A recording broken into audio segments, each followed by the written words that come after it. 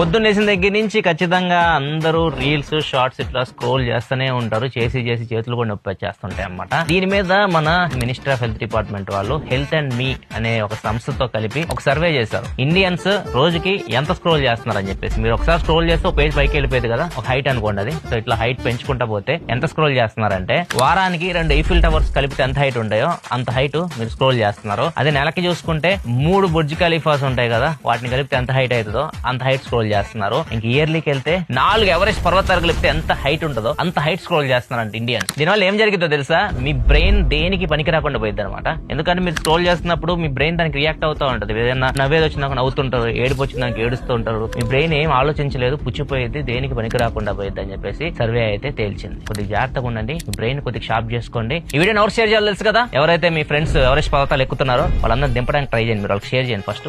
And మన account follow అయిపోయిన మరింత ఇన్ఫర్మేషన్ కోసం.